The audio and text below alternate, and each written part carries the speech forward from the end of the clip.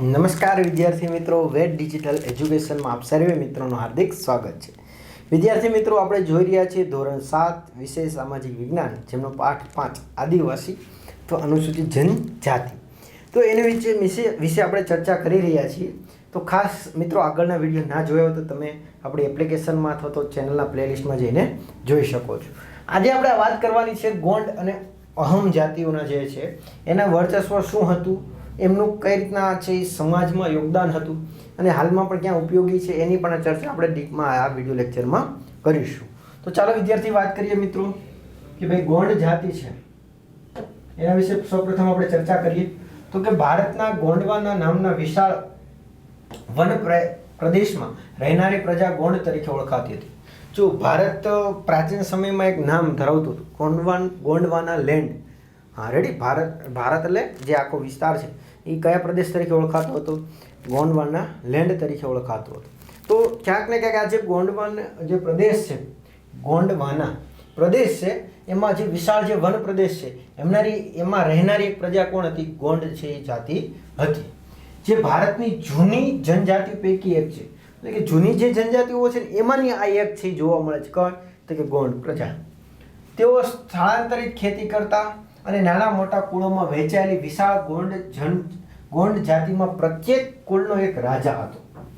એટલે કે તેઓ પહેલાં તો સ્થળાંતરિત ખેતી કરતા. સ્થળાંતરિત ખેતી એટલે તો કે ભાઈ કોઈ જંગલ હોય એને સાફ કરીને એને ખેતી કરે, 1-2 વર્ષ ખેતી કરે, પછી ઉત્પાદન ઓછું થઈ જાય એટલે ત્યાંથી આગળ સ્થળાંતર કરે અને ત્યાં પાછી ખેતી કરે 1-2 વર્ષ, પછી પાછો આગળ સ્થળાંતર કરે. આ રીતના સ્થળાંતરિત ખેતી કરતા હતા.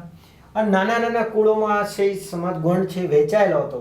એમાં પ્રત્યેક ગોંડ જાતિઓમાં પ્રત્યેક કુળમાં એટલે કે દરેક કુળમાં એક રાજા હતો. અકબરનામામાં નોંધાયું છે કે ગઢકટંગાના ગોંડ રાજ્યના 70,000 જેટલા ગામડાઓમાં સમાવેશ થતો હતો. જો અકબરનામા, અકબરની જે આત્મકથા છે અકબરનામા, એમાં નોંધ થઈ છે, એમાં માહિતી મળે છે કે ભાઈ આ ગઢકટંગા છે એના ગોંડ રાજ્યમાં 70,000 જેટલા નાના મોટા ગામડાઓ હતા. કેટલા? 70,000. એટલે વિચાર કરી શકો છો ગોંડ જાતિ છે કેટલા વિસ્તારોમાં ફેલાયેલી હશે. જો હાલમાં જોવા જઈએ તો છત્તીસગઢ, મધ્યપ્રદેશ, મહારાષ્ટ્ર, આંધ્રપ્રદેશ ને ગોંડ લોકોની વસ્તી વધુ હતી. તો વધુ જ છે, હાલમાં પણ છે. હાલમાં જોવા જઈએ તો ક્યાં ક્યાં રાજ્યોમાં? છત્તીસગઢ, મધ્યપ્રદેશ, મહારાષ્ટ્ર, આંધ્રપ્રદેશ વિસ્તારોમાં છે ગોંડ વસ્તીઓ છે. શું છે? ગોંડ લોકોની વસ્તુ વધુ જોવા મળે વસ્તી. તેમની રાજ્ય વ્યવસ્થા કેન્દ્રીયકૃત હતી. એટલે કે જેમની રાજ્ય વ્યવસ્થા હતી ને કેન્દ્રીયકૃત હતી, કેન્દ્ર મુખ્ય હતું. કેન્દ્રના આધારે છે એમાં પેટા વિભાગો કરવામાં આવતા. હાલમાં પણ આપણે કેન્દ્ર મુખ્ય છે, હા એવી રીતના વ્યવસ્થા હતી. રાજ્યમાં ગઢમાં વહેંચાયેલો હતો. દરેક ગઢ ઉપર એક ખાસ ગોળકુંડનો આધિપત્ય હતો. રાજ્ય છે ને ગઢમાં વહેંચાયેલું, અલગ અલગ ગઢમાં વહેંચાયેલું હતું અને દરેક ગઢમાં એક ખાસ ગોંડ કુળ છે એમનું છે વર્ચસ્વ જોવા મળતું, આધિપત્ય જોવા મળતું. દરેક ગઢમાં 84 ગામોનું એક એકમમાં વહેંચાયેલું હતું. જો એની વહેંચણી કેવી રીતના છે, જો સરસ મજાની છે. એક તો આપણે વાત કરીએ દરેક ગઢ ઉપર એક ખાસ ગોંડ કુળ હતું, આધિપત્ય હતું અને દરેક ગઢ ઉપર ગઢમાં 84 ગામોનું એક એકમમાં વહેંચાયેલું હતું. 84 ગામનું એક એકમ એવી વહેંચાયેલું હતું, જેને 84 તરીકે પણ ઓળખવામાં, કયા નામે ઓળખાતું હતું? 84 તરીકે પણ ઓળખવામાં આવતું હતું. દરેક 84 12 ગામનો એક પેટા એકમ 12 હોતા વહેંચવામાં આવ્યું છે. દરેક 84 છે એને શું કરવામાં હતું? 12 ગામના એક પેટા એકમમાં 12 હોતામાં વહેંચવામાં આવતી હતી. એટલે આ રીતે એમની છે વહેંચણી જોવા મળે છે. રાજ્યની વહેંચણી કઈ રીતના હતી? રેડી, ચાલો. મોટા રાજ્યના ઉદય સાથે ગોંડ સમાજમાં પણ પરિવર્તન આવ્યું. એટલે કે આજે મોટા રાજ્યનો ઉદય થયો એની સાથે સાથે આ ગોંડ સમાજમાં પણ શું થયું? પરિવર્તન જોવા મળે, ચેન્જીસ જોવા મળે. મૂળભૂત રાજપૂત તરીકે માન્યતા મેળવેલા ગઢકટંગાના ગોંડ રાજા અમનદાસે સંગ્રામ શાહની પદવી ધારણ કરી હતી. એટલે કે મૂળભૂત રાજપૂત તરીકેની માન્યતા મેળવી હતી. જે આજે છે ગઢકટંગા રાજાઓ, એમાં મૂળભૂત રાજપૂત તરીકે એમણે માન્યતા મેળવી હતી. એમના ગઢકટંગાના રાજા જે કોણ હતા? તો કે અમનદાસ. અમનદાસે સંગ્રામ શાહની પદવી ધારણ કરી. કઈ? સંગ્રામ શાહની પદવી ધારણ કરી હતી. અને તેમનો પુત્ર દલપતે મહોબાના ચંદેલ રાજપૂત રાજાની પુત્રી રાજકુમારી દુર્ગાવતી સાથે લગ્ન કર્યા હતા. ફરીથી એક વખત ક્લિયર કરાવી દઉં કે ભાઈ રાજા ગોંડ રાજા હતા અમનદાસ. અહીંયા સુધી ક્લિયર છે? ઓકે. અમનદાસે કઈ પદવી ધારણ કરી હતી? સંગ્રામ શાહની પદવી ધારણ કરી. કઈ હતી? સંગ્રામ શાહ. એમનો પુત્ર હતો, એનું નામ હતું દલપત. આ દલપતે મહોબાના ચંદેલ રાજપૂત હતા. મહોબાના ચંદેલ રાજપૂત હતા. એમની પુત્રી, રાજપૂતની પુત્રી, રાજાની પુત્રી રાજકુમારી દુર્ગાવતી, એમની સાથે એમના લગ્ન થયા હતા. દલપતના લગ્ન દુર્ગાવતી સાથે થયા હતા. બસ આપણે એટલું યાદ રાખશું. ચાલો, એમાં ખાસ એટલું બધું શું છે એ આપણે આગળ ચર્ચા કરીએ કેમ મહત્વનું છે. યુવા વયે દલપતનું મૃત્યુ થયું હતું. અને યુવાન જે વય હતી, યુવા અવસ્થા હતી, ત્યાં જ સમયમાં દલપતનું શું થઈ ગયું? મૃત્યુ થઈ ગયું. આથી દુર્ગાવતીએ 5 વર્ષના પુત્ર વીર નારાયણ નામથી શાસન સંભાળ્યું હતું. જો મહિલા શાસક કહે ને, ઇતિહાસમાં મહિલાઓનું શાસન તો અહીંયા જોવા મળે છે ભાઈ કે દલપતનું મૃત્યુ યુવા અવસ્થામાં થઈ ગયું. તો હવે સ્વાભાવિક છે રાજ્યનો વહીવટ કઈ રીતના ચલાવવો? તો એ સમયે સ્ત્રીઓ બહુ નહીં, પણ આપણે કહી શકાય કે હતી જ નહીં, શાસન નથી કરતી. રેડી? પણ છતાં પણ એમણે છે એ દુર્ગાવતી રાજકુમારી હતી ને પોતે, એટલે સ્વાભાવિક છે કે રાજકારણ તો આવડતું જ હશે. તો એમણે છે એ શું થયું? રાજ્ય વ્યવસ્થા, રાજકારણ એટલે અત્યારનું નહીં, એ સમય રાજ્ય વ્યવસ્થા. તો એમણે છે એનો પુત્ર હતો નારાયણ, જે માત્ર 5 વર્ષનો હતો. કેટલા વર્ષનો? 5 વર્ષનો. એમના નામથી વહીવટ સ્વાભાવિક છે, 5 વર્ષનો એટલે એ રાજા તરીકે કામ ના કરી શકે, એને ખબર ના પડતી હોય. તો એમણે છે એનો વહીવટ છે એ માતા દ્વારા કરવામાં આવતો. રેડી? એટલે કે દુર્ગાવતીએ વહીવટ શાસન સંભાળ્યું હતું. ઈસવીસન 1565માં આસિફ ખાનના નેતૃત્વ હેઠળ મુગલ સેનાએ દુર્ગાવતીને હરાવી રાણી અને તેમના પુત્ર યુદ્ધમાં લડતા લડતા વીરગતિ પામ્યા. એટલે કે જ્યારે 1565ની આસપાસનું જે છે એ સમયગાળામાં આસિફ ખાનના નેતૃત્વમાં મુગલ સેનાએ આક્રમણ કર્યું. ક્યાં? અહીંયા ગઢકટંગા ઉપર. રેડી ને? હા. તો આજે એ સમયે જે રાણી દુર્ગાવતી શાસન ચલાવતી હતી, તો એમનું અને એના પુત્ર નારાયણ એ આ યુદ્ધમાં છે શું થઈ ગયું? વીરગતિ પામ્યા. એટલે મૃત્યુ થયું, વીરગતિ પામ્યા. રેડી? આગળ વધીએ. ગઢકટંગાના રાજ્ય હાથીના વેપાર દ્વારા પુષ્કળ ધન કમાતું હતું. જો ગઢકટંગા છે એ ખાસ એની ઇન્કમ આવકનો સોર્સિસ શું હતો મુખ્ય? તો કે એમાં એ હાથીનો વેપાર કરતા. હાથી એ સમય જો ખાસ કરીને સૈન્યમાં એની જરૂરિયાત બહુ રહેતી, અને આ લોકો જંગલ સાથે જોડાયેલા, એટલે જંગલી હાથીઓ એની ડિમાન્ડ બહુ હતી એવું કહી શકાય આપણે. રેડી? તો એના વેપાર સાથે એ લોકો પુષ્કળ ધન કમાતા હતા. અને મુગલો ગઢકટંગાના વિજય મેળવીને મુગલોએ પુષ્કળ ધન અને હાથીઓ મેળવ્યા. એટલે મુગલ દ્વારા એની પર ગઢકટંગા ઉપર આક્રમણ થયું.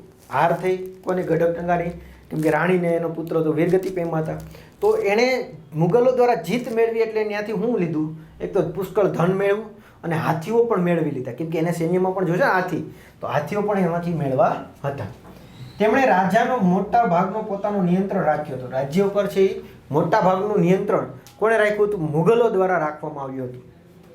જ્યારે બાકીના ભાગ વીર નારાયણના કાકા ચંદન શાહને આપ્યો હતો. એટલે કે જે મુગલો દ્વારા રાજ્યનો મોટા ભાગનો વિસ્તાર ઉપર પોતાનું વર્ચસ્વ રાખ્યું, અને થોડો ઘણો ભાગ જે વીર નારાયણ હતો, રાણી દુર્ગાદેવીનો પુત્ર, દલપતનો પુત્ર, તો એમના કાકા એટલે દલપતનો ભાઈ થશે ને? હા. વીર નારાયણના કાકા એટલે ચંદર શાહ, એટલે દલપતનો ભાઈ ચંદર શાહને આપ્યો હતો. અને ગઢકટંગાના પતન બાદ નિર્બળ બનેલા ગોંડ રાજ્ય શક્તિશાળી બુંદેલો અને મરાઠાઓના આક્રમણ સામે ટકી શક્યું નહીં. એટલે આને લીધે શું થઈ ગયું? ગઢકટંગા છે એ નિર્બળ બન્યું. કેવું બન્યું? નિર્બળ. અને પતન થઈ ગયો પ્રકાર. એટલે નિર્બળ બનેલા ગોંડ રાજ્ય છે એ શક્તિશાળી બુંદેલો અને મરાઠાઓ સામે, જે એ સમયે બુંદેલોનું વર્ચસ્વ વધારે હતું ને મરાઠાઓનું વર્ચસ્વ પણ આ સમયગાળા દરમિયાન વધી ગયું હતું, તો એની સામે આ જે છે એ ટકી શક્યું નહીં. રેડી? કોણ? તો ગોંડ રાજ્ય. અને ટકી શક્યું નહીં, સ્વાભાવિક છે, નિર્બળ બન્યું, એટલે પછી એનો અંત આવી ગયો હોય. રેડી? ચાલો, પછી નેક્સ્ટ આવી જ રીતના ગોંડ સાથે જોડાયેલી બીજી એક મહત્વની છે. કઈ છે? એની જેવી જ અહમ છે. તો ચાલો એના વિશે ચર્ચા કરી લઈએ. અહમ જનજાતિ. તો કે અહમ લોકો 13મી સદીના હાલના મ્યાનમારથી આવીને આસામની બ્રહ્મપુત્ર નદીના ખીણ વિસ્તારમાં વસ્યા હતા. તો કે જે પહેલા તો ક્યાંથી આવ્યા હતા અહમ જાતિના લોકો? તો કે 13મી સદીમાં, એટલે કે હાલના જે મ્યાનમાર દેશ જે છે, ભારતમાંથી ક્યાંક ને ક્યાંક અલગ પડેલો છે મ્યાનમાર, તો મ્યાનમારમાંથી આવીને અસમ નદીની જે અસમ રાજ્યમાં જે બ્રહ્મપુત્ર છે એની આસપાસ વિસ્તારમાં વસ્યા હતા. તેણે ભૂયા એટલે કે ભૂસ્વામી જમીનદારની જૂની રાજકીય વ્યવસ્થાને બદલે એક નવા રાજ્યની સ્થાપના કરી હતી. એટલે કે એમણે જે ભૂયા એટલે કે ભૂસ્વામી જમીનદારની જે પ્રથા હતી એની જગ્યાએ એક નવી જ રાજકીય વ્યવસ્થા લેવા હતા. 16મી સદીમાં ચૂંટીઓ અને કોચ હાજો રાજ્યો પોતાના રાજ્યોમાં ભેળવી અને આસપાસની જનજાતિઓને જીતીને એક વિશાળ અહમ રાજ્યની સ્થાપના કરી હતી.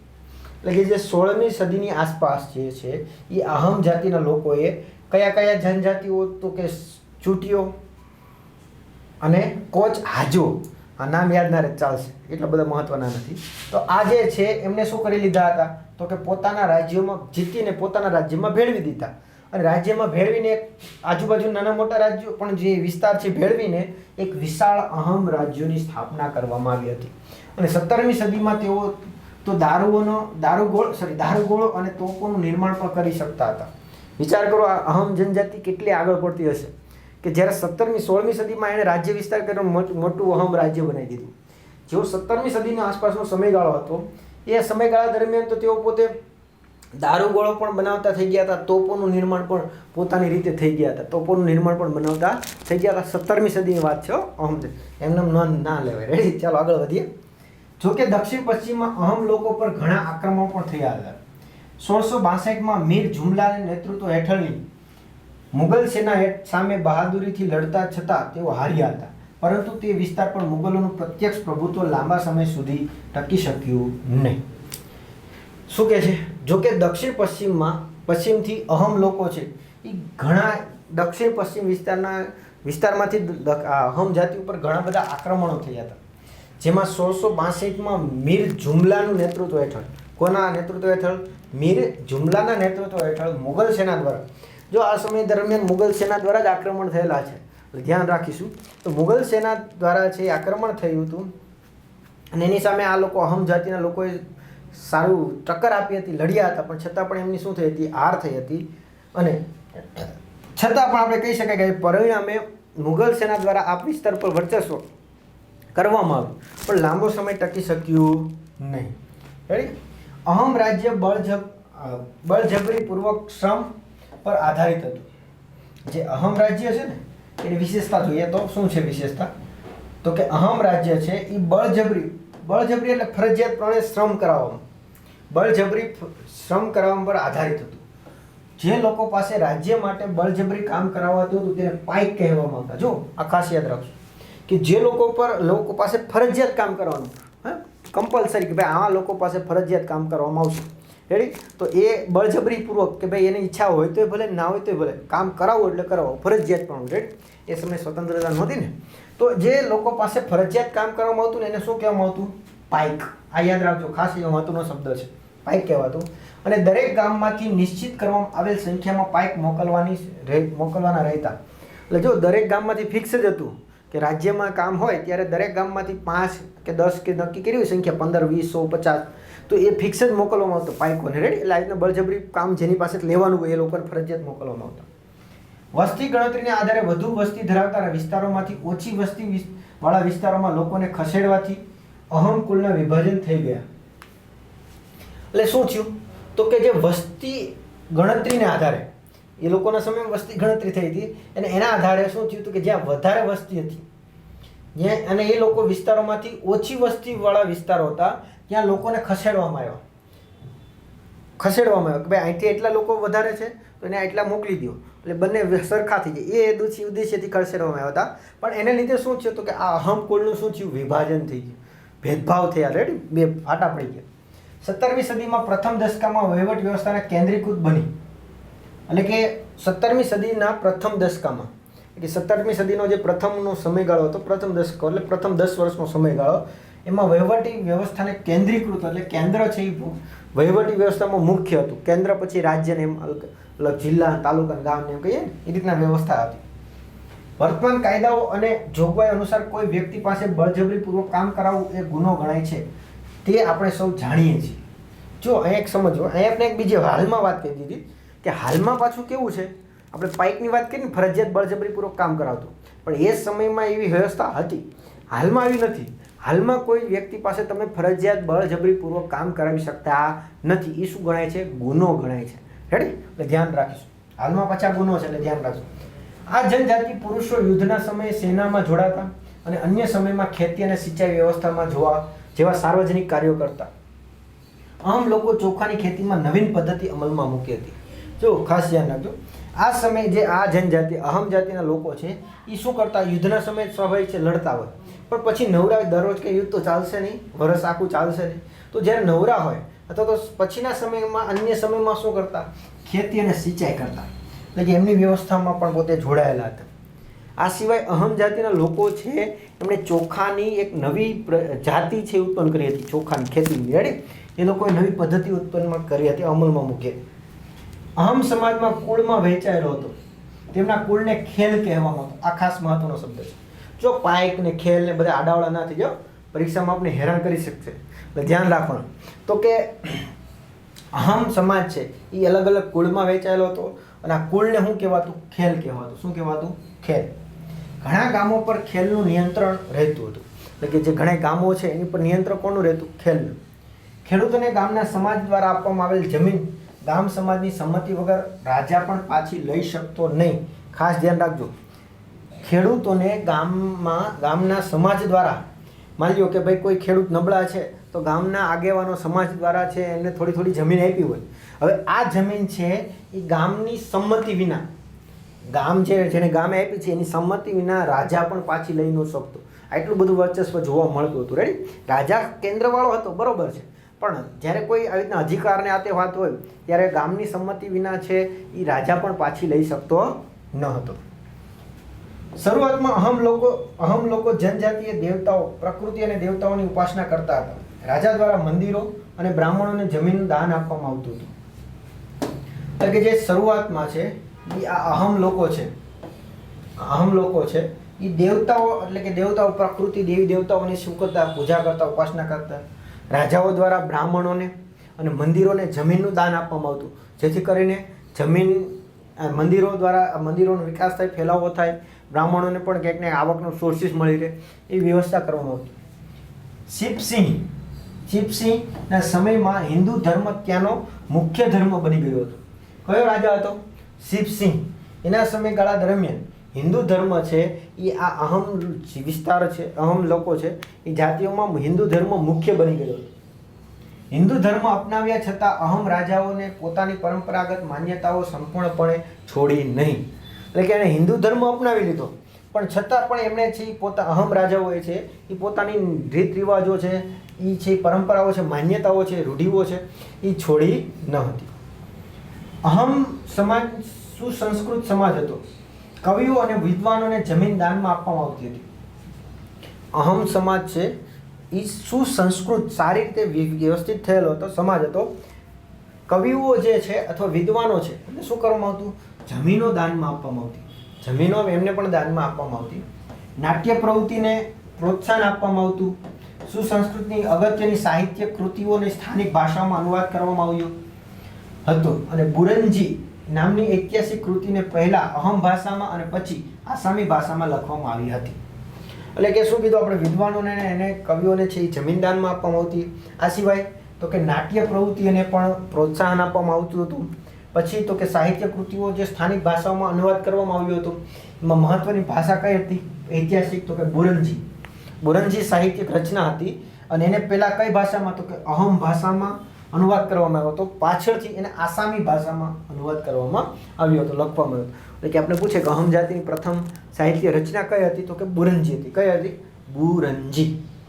રેડી, જે પ્રથમ અહમ ભાષામાં અને પાછળથી આસામી ભાષામાં છે રચના કરવામાં આવી હતી, લખવામાં આવી હતી. ચાલો હવે નેક્સ્ટ, બદલાતો સમય, નવી જનજાતિઓનું માળખું. એટલે બદલાતો સમય, જે સમય પ્રમાણે બદલાઈ જાય છે, રેડી, એ અંતર્ગત નવી જનજાતિઓનું માળખું કઈ રીતના છે. તો વાત કરીએ કે 16મી અને 17મી સુધીમાં જનજાતિઓ ઇતિહાસને આપણે સમજવાનો પ્રયત્ન કર્યો. કે આપણે વાત કરી કે જે આ વાતની કરી કે 16મી અને 17મી સદીમાં કઈ રીતના સમાજ છે એ વહેંચાયેલો હતો જનજાતિઓમાં, એની ચર્ચા કરી. નેક્સ્ટ, કાળાંતરમાં અનેક જનજાતિઓનું વ્યાપક પરિવર્તનો આવ્યા. વર્ણ આધારિત સમાજને અને આદિવાસી સમાજના લોકોમાં એકબીજામાં સાથેનો સંપર્કને કારણે બંને સમાજોમાં પરિવર્તન આવ્યા. એટલે કે છે કે સમયાંતરે અમુક સમય પછી, સમયાંતરે જનજાતિઓમાં શું થયું તો કે વ્યાપક ઘણો બધો ફેરફાર જોવા મળ્યો, પરિવર્તનો જોવા મળ્યા. પહેલાં આપણી જે ખાસ કરીને આપણે વાત કરી કે પ્રાચીન સમાજ આપણો વર્ણ વ્યવસ્થા પર આધારિત હતો, રાઈટ, બ્રાહ્મણ, ક્ષત્રિય, વૈશ્ય, શૂદ્ર. તો આ વર્ણ વ્યવસ્થાને આધારે વહેંચાયેલો સમાજ અને આદિવાસી સમાજના લોકોમાં એકબીજા સાથે સંપર્કમાં આવ્યા, આદાન પ્રદાનની ભાવના આપણે વાત કરી ગયા. એ આધારે લોકો એકબીજાના સંપર્કમાં આવ્યા અને એને લીધે સમાજોમાં ઘણું બધું, એકબીજા સમાજો ઉપર પણ ઘણું બધું શું આવ્યું, પરિવર્તનો આવ્યા, ચેન્જીસ આવ્યા. વિવિધ જનજાતિઓએ જુદી જુદી આજીવિકા અપનાવી. સમય જતાં તેમના ઘણી જનજાતિઓ અને જાતિ આધારિત સમાજનો ભાગ બની. તો કે ભાઈ વિવિધ જનજાતિઓના લોકો હતા, એમણે ઘણી બધી આજીવિકા માટે જુદી જુદી વ્યવસ્થાઓ આપી. સમય જતાં એમાં ઘણી બધી જનજાતિઓએ જાતિઓ આધારિત સમાજની રચના કરી. વર્ણ આધારિત નહીં, કયા આધારે? જાતિ આધારિત સમાજની રચના કરી. જો કે ઘણી બધી જનજાતિઓ હિન્દુ ધર્મ અને જાતિ વ્યવસ્થા માટે મોટે ભાગે દૂર રહી. એટલે કે એમાંથી ઘણી જનજાતિ એવી પણ હતી કે જે હિન્દુ ધર્મ અને જાતિ વ્યવસ્થાને છે એ વ્યવસ્થાથી મોટા ભાગે શું રહી, દૂર રહી. એટલે કે એના સંપર્કમાં એવી નહીં. એટલે કે એમ તમને તમારી વ્યવસ્થા હોય એ તમે રાખો, અમે અમારી વ્યવસ્થાઓ છે, અમારી રીત રિવાજો, રૂઢિવાત છે એ બધી અમે અપનાવીએ. કેટલીક જનજાતિઓ સુસંગઠિત વહીવટ વ્યવસ્થા ધરાવતા મોટા શક્તિશાળી રાજ્યોની સ્થાપના કરી, જેથી તેઓએ તેમાંથી મોટા સામ્રાજ્ય સાથે સંઘર્ષ પણ થયો હતો. એટલે કે એમાંથી કેટલીક જનજાતિઓ છે એ સુસંગઠિત થઈ, એકરૂપ થઈ અને મોટી વહીવટી શાસન વ્યવસ્થા કરી. અને એને લીધે એમણે મોટા જે શાસકો હતા, ખાસ કરીને આપણે મુગલ શાસકની વાત કરી, એમની સાથે એમને ટક્કર પણ થઈ અને એની સાથે સંઘર્ષ પણ એમને કરવો પડ્યો હતો. તો આવી રીતના કંઈક 16મી અને 17મી સદીમાં ભારતના અલગ અલગ વિસ્તારોમાં અલગ અલગ જે જનજાતિઓ હતી એનું કઈ રીતના વર્ચસ્વ હતું, એમની કઈ રીતના રહેણી કહેણી હતી, એમની રીત રિવાજો શું શું હતા, એમની કઈ કઈ વ્યવસ્થાઓ હતી, એની સંપૂર્ણ ચર્ચા આપણે આ પાઠમાં કરી. નેક્સ્ટ પાઠમાં આપણે આગળ વધારે ચર્ચા કરવાના છીએ. તો આ વિડીયો લેક્ચરમાં આપણે અહીંયા સુધી રાખીશું. Thank you. જય હિન્દ, જય ભારત. અસ્તુ.